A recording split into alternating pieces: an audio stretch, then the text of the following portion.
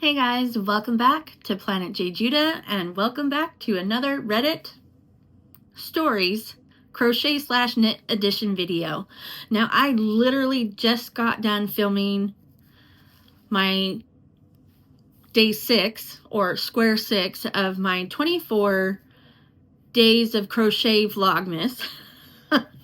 And if you'd like to watch those videos, I will link them in the description box below. But today, or right now, we are going to be doing some Reddit stories. Are you ready? I am. Just kidding. There we go. Now I am. We're getting into it. So, as always, we will go into Reddit, type in a Q, and try and find stories that piques our interest. We go into this blind, and I think today I want to do a little Christmas fun. I don't know. Will there be any crochet or knit Christmas stories? We'll see. We'll see. And if I can't find any Christmas thing, I will figure out something else. I think last time we did drama and it was crazy stories. But I thought today would be good for something a little lighthearted and fun. So I'm going to go ahead and type in my prompt and see what we can find. And as always, I will try to get something as new as possible. But as you all know, that's not always the easiest thing to do. But let's go ahead and try and find our first story.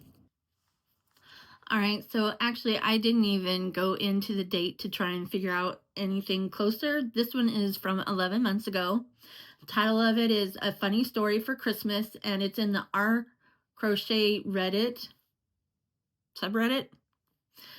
And it is by Moonwitch98. And this is what she said. It says funny meme. I know you can't see that, but in the green it's funny meme. And it says, I crochet, and since June, I've been actively crocheting Christmas presents. Now my boyfriend knows what I do is crochet, not knit. Never fails though, while I'm in crocheting, I'm always hit with the, oh, how's your knitting going? Quote unquote. Every single time I've crocheted him, crocheted him. Oh, glasses. So here's a conversation we had in the car yesterday. Boyfriend. Oh, so my supervisor was sitting at his desk and was doing something with yarn. So I walked over and said, oh, what are you crocheting? Me, cutting him off. Wait a minute. So when someone else is crocheting, you know what it is, but when I'm crocheting, you say knitting every time. Boyfriend, let me finish. So I asked, oh, what are you crocheting? Supervisor looks up at me. I'm not crocheting, I'm knitting. Oh, that's cute. Me bursts out laughing. You're an idiot. I love you. That is a cute story. Continuing on. So while he keeps confusing the two, at least he's consistent. At this point, I find it funny. He never manages to say crocheting. When he sees anything textile involving yarn, his brain just defaults into knitting. Happy holidays, everyone. That is a cute story. I do like that. First comment. Your boyfriend is adorable, and this has given me an idea to mess with my husband. He has only ever seen me crochet for the past 10 years, but my first love was knitting. If I follow through, I will report back with his confusion. And the original poster said, haha, thank you. He never fails to make me laugh every day. You should mess with your husband and report back. The best pranks are just seriously confusing others. Oh my goodness. And someone underneath that said you should start Tunisian knitting. It's knitting with a single hook like crocheting. That would just send them into a tailspin. All right, this is a new comment, not to the first comment. Someone said, I do both, and it's just a stab in the dark for my husband which one he picks, and he's never right. He now just asks, how's the crafting going? Covers all the bases. That is so true. Someone underneath that said, smart. Someone else, my hubs asked me what I was quilting the other day. So close. And the original poster underneath that comment said, my boyfriend asked one time, how goes the sewing? I responded, so you'll say literally any other craft besides crochet, huh? Oh my goodness. And this goes on and on and on. Oh my god, you should check it out. It's hilarious. I love it. Story 1. That was a good one. All right, now I'm going to try and see if I can find something knit related.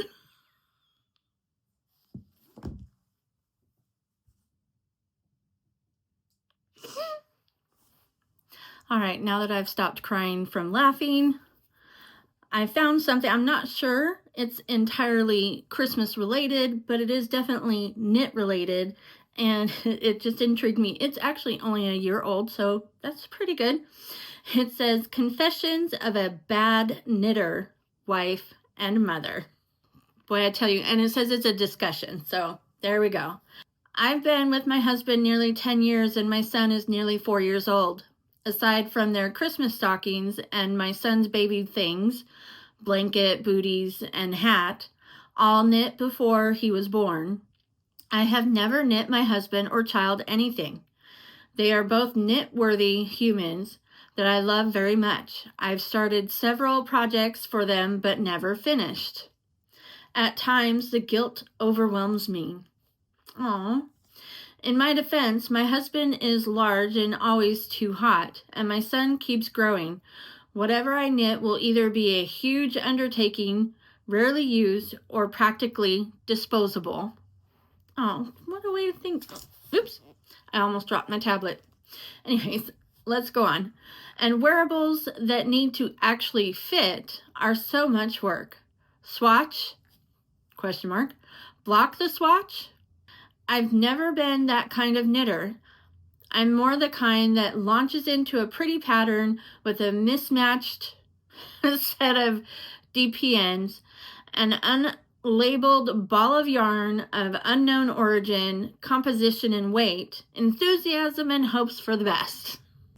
I'm considering making them matching sweaters for Christmas this year, and then making my son a new one every year as he grows. This would require a level of planning and commitment I haven't mustered since pre-pandemic, pre-motherhood, pre-real-life adulthood days. Will I be able to break this curse? Anyone else with knitting-based confessions? Well, I hope this knitter did do the sweaters. And obviously it was a year ago, so I hope she did the second, or is doing the second. No, by now it should be done, the second sweater. So the first comment, I'm a selfish knitter. It's my hobby. For me, I only knit things that bring me joy. Everyone else is side-eyeing me, dropping lead weight hints can get stuffed. On the very few occasions, I have knit for others. It has been to use up yarn, odds and sods of yarn I have fallen out of love with and will never wear. Okay, and let's see, is there any other? Because there's a whole subreddit on that one. Let's see. Okay, sorry.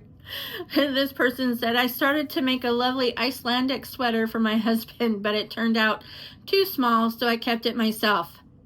Twice. How much of that was on purpose?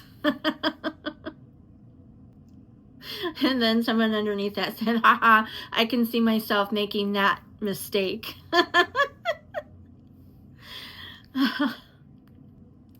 Someone else commented, this was me for 20 years until the kids had stopped growing and moved out. Now I have time. I am the organized knitter that plans. Until then, I had a secret stash of half-finished work I would pick up every time a new child among my friends reached the right age. And the original poster said, this makes me feel better. I guess knitters can change. Aww.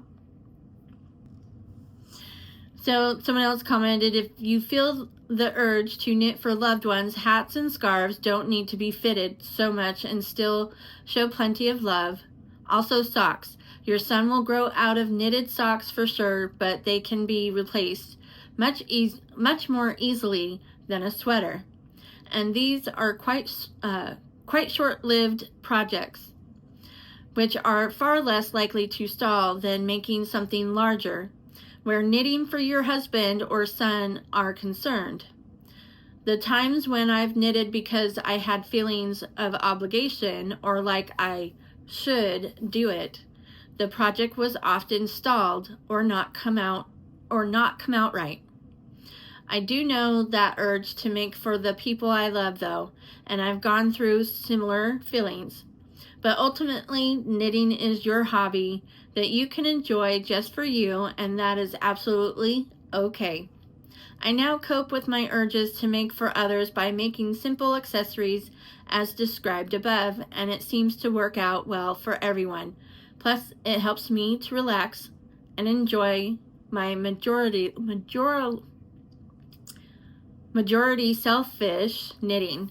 Please don't feel selfish because you enjoy your own knitting without obligations to others. You are knit worthy too. Aw, that's definitely a cute, cool thing to say. Okay, someone else said this needs to be higher up. In other words, higher up in the comment section. But it says married to a knitter and also don't tolerate heat well. The scarf my wife knit me is one of my favorite things, and she spent way more time on it than she needed to, and it was a quick project.